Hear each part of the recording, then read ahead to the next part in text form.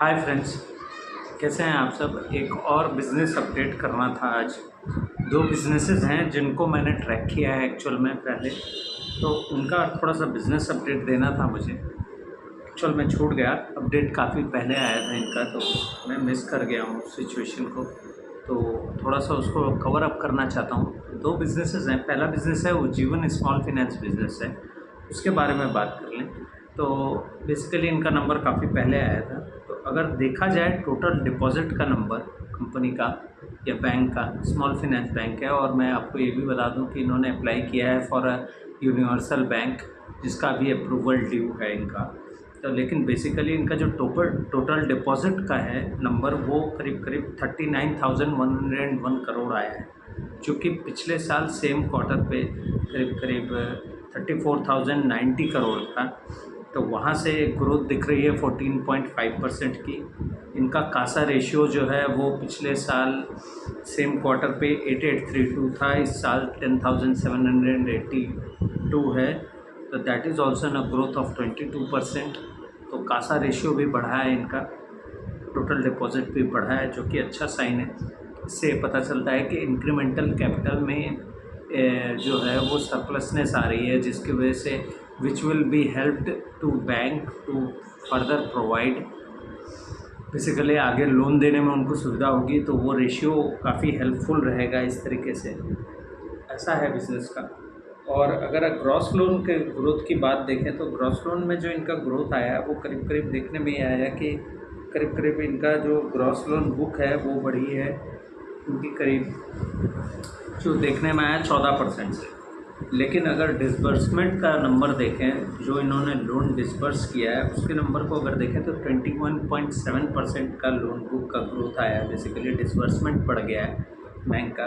और ये डिसबर्समेंट उनका जो बढ़ा है वो बेसिकली इंडिविजुअल लोन से बढ़ा है। हाउसिंग में ये ज़्यादा लोन दे रहे हैं, एमएसएमई में ज़्यादा लोन दे रहे हैं, गोल्ड में, व्हीकल में और एग्रीकल्चर लोन देगा है। बेसिकली ये जो इनका टोटल ये पूरा बुक साइज़ है, अब वो 47% जो है वो सिक्योर्ड लोन में है और बाकी 53 जो है नॉन सिक्योर्ड में है। तो अभी भी इनका माइक्रो फाइनेंस का सेक्टर काफ़ी ह्यूज नंबर रखता है, लेकिन फिर भी अब जो बैंक का जो आगे का ट्रेजेक्ट्री या आगे का फोरकास्ट है वो ये दिखा रहा है कि वो सिक्योर्ड लोन में जा रहे हैं। प्रॉब्लम वहाँ यही आती है कि जो बैंक का स्प्रेड होता है, जो उनका प्रॉफिट होता है, वो उसका नंबर जो है वो छोटा होता जाता है। बेसिकली वो कम होता जाएगा परसेंटेज वाइज। क्योंकि होगा क्या, जब सिक्योर्ड कोई भी चीज़ को आप किसी चीज़ सिक्योर्ड चीज़ पे किसी पे लोन देते हैं तो आप ज़्यादा इंटरेस्ट चार्ज नहीं कर सकते।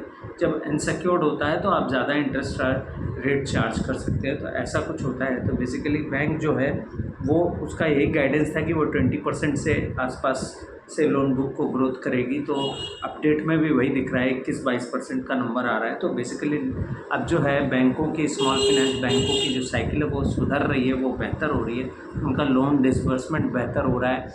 इवन जीएनपीए नंबर को अगर आप देखें तो वो क्वार्टर ऑन क्वार्टर बेसिस पे 2.46 था, पिछले क्वार्टर में 2.52 था। तो ये बता रहा है कि एफिशिएंसी और बैंक का जो डिफ़ॉल्ट और ये सारे जो बकेट लिस्ट है, बकेट लिस्ट भी जो इनका माइक्रो बैंकिंग का जो बकेट लिस्ट है और सारा पूरा बकेट लिस्ट है वो भी 99.50 पे पहुंच गया। ऑलमोस्ट इस लेवल के आसपास ही रहता है बैंक्स का। और स्मॉल फाइनेंस बैंक्स का जो बकेट लिस्ट है वो अगर 99.5 के आसपास पहुंच जाए तो इसको आप समझ सकते हैं कि ऑलमोस्ट जितने भी बैड लोन्स थे वो सारे इन्होंने टेक ओवर कर लिए हैं, टेक डाउन कर लिए हैं, बिज़नेस में नोट डाउन कर लिए हैं। बेसिकली अब ये एफिशिएंसी लेवल अगर 99% पे पहुंच जाए तो आप ये समझिए कि अब बचा ही कुछ नहीं है।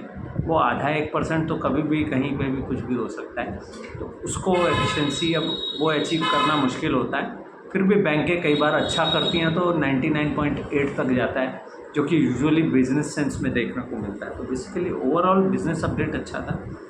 बस बात दिक्कत क्या है, इस बैंकिंग सेक्टर्स में जितनी भी स्मॉल फाइनेंस की हों या बड़ी बैंकें हों, सब में प्रॉब्लम अब ये हो रही है कि ये जो रेट कट कंटिन्यूस आरबीआई ने किया एक के बाद एक के बाद एक, अगर आप देखें तो ये करीब करीब ऑलमोस्ट जो 70-75 बेसिस पॉइंट का जो रेट कट हुआ है बेसिकली पिछले, अगर मार्च अप्रैल से अब तक का देख लें सब मिलाकर ये जितना रेट कट है ये पास ऑन होना है। बेसिकली पास ऑन कैसे होता है कि लोन जो है, लोन पे ये रेट कट को इम्प्लाइड होगा बेसिकली।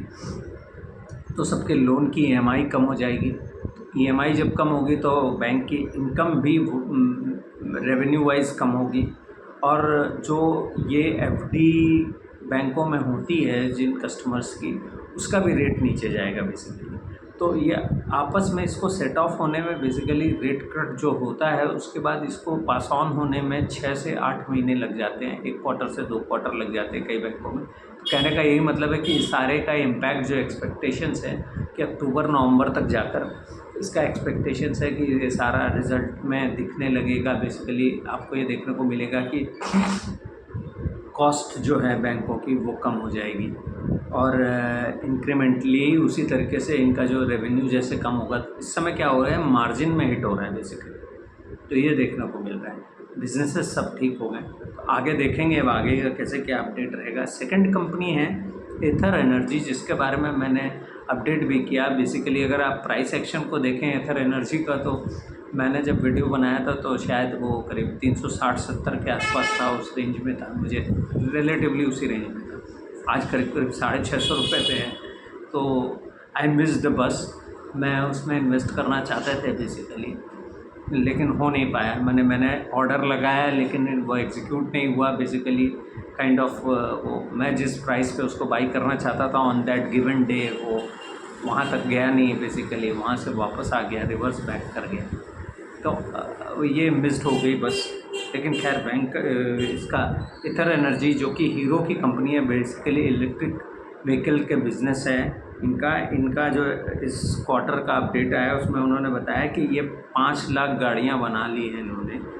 इसकी एथर ने अपनी 5 लाखवीं गाड़ियाँ बनाई होसूर तमिलनाडु में, जो कि इनका प्लांट है, जो कि बड़ा ही अचीवमेंट था इनका। इन्होंने रिट्ज़ा बोलकर अपना एक मॉडल लॉन्च भी किया था इसी क्वार्टर में। इसकी ये बात थी पिछले क्वार्टर में कि ये लॉन्च करेंगे, तो उन्होंने इसको भी लॉन्च किया है। और ये इस समय 1/3 ऑफ द सेल है। माने अगर कंपनी अगर 3 बाइकें बेच रही है तो उसमें से 1 रिक्शा बिक रही है इनकी, तो सबसे ज़्यादा वो बिक रही है। होसूर में इनका जो प्लांट है वो करीब 4,20,000 व्हीकल्स बना सकता है पर साल। तो वहाँ का प्रोडक्शन ऑलमोस्ट इनका 1 साल से ऊपर का हो गया और 5 लाखवीं गाड़ी उन्होंने इस क्वार्टर में बनाई। तो ये बिज़नेस का अपडेट था। और ये एक और फैक्ट्री अपनी बना रहे हैं बेसिकली महाराष्ट्र में, जो बितकिन है, बितकिन एंड संभाजी नगर। तो वहाँ पर इनकी एक फैक्ट्री बन रही है, जिसके बाद इनका जो कैपेसिटी है वो 1.42 लाख स्कूटर्स हो जाएगा 1 साल में। तो ऑलमोस्ट जो कैपेसिटी है वो 3 टाइम्स हो जाएगी अगर इसका फ़ेज़ 2 कंप्लीट हो गया। बेसिकली 2 फेज़ में बनेगी। तो पहला फ़ेज़ अभी बन रहा है महाराष्ट्र में संभाजी नगर में, और उसी में वहीं पर इसका फ़ेज़ 2 भी ये कंप्लीट करेंगे। उसके बाद जो इनकी कैपेसिटी है वो ऑलमोस्ट मेरे ख्याल से 3 टाइम्स हो जाएगी। तो ये एक अपडेट था, बस इतना ही अपडेट है। कोई रेवेन्यू और कोई प्रॉफिटेबिलिटी का कोई अपडेट नहीं था। तो बेसिकली ये अपडेट आया है एथर एनर्जी की तरफ से। मुझे लगा कि ये ज़रूर आपके साथ शेयर करना चाहिए। Thank you so much.